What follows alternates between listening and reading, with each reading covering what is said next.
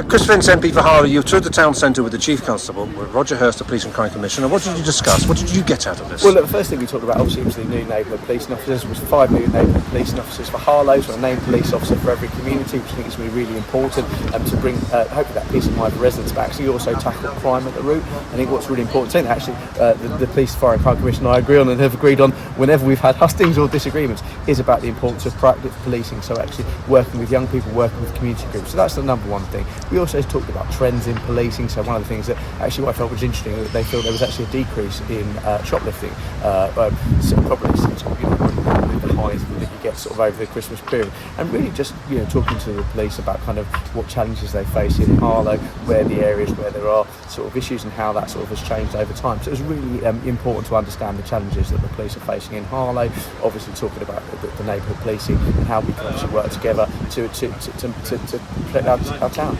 Did you discuss funding with the Chief Constable? Because there is a sort of clear blue water between the two of you, isn't there? Well, no, I don't think there is a huge ring. There is more funding. There's £27 million more funding from this government than the previous government. But the conversation we didn't have is about historic underfunding.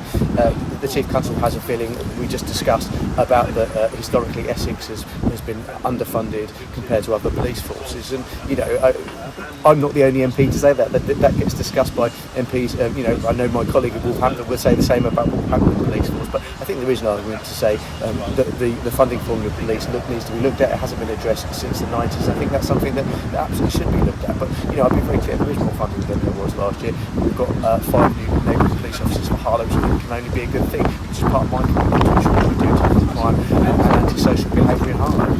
They need to get on with regenerating that town centre. It's not pleasant to walk through there. Would you agree? Well, I think there's, I think this has been an issue, and I was talking to one of the councillors about this earlier. This has been an issue for a long time, the regeneration of the town centre.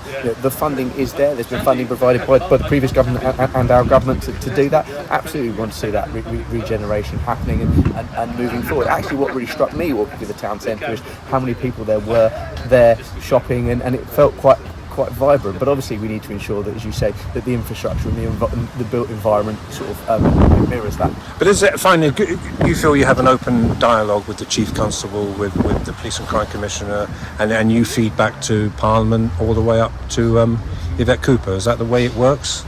Well, look, I've always been keen to engage with all stakeholders across the town. I hope that I've got a good relationship with the police. Obviously, talked to the police and Chief Constable, talked to the Police, Fire and Crime Commissioner. Obviously, we had a very long conversation recently about the challenges of Redstone House, and I thank him for giving me the time to discuss the challenges and the reasons that decision was made. I'm very keen to continue that dialogue moving forward. Ultimately, we may, myself and the Police and Fire and Crime Commissioner may represent different political parties, but ultimately we all want the same thing, which is to tackle crime in Harlow, across Essex, but in Harlow, and obviously ensure that victims of crime feel supported. So I'm very keen to have that continued live. I hope we've got a good professional relationship. As I've always had a good professional relationship with Harlow Police Department, and I'm very keen to continue with that relationship.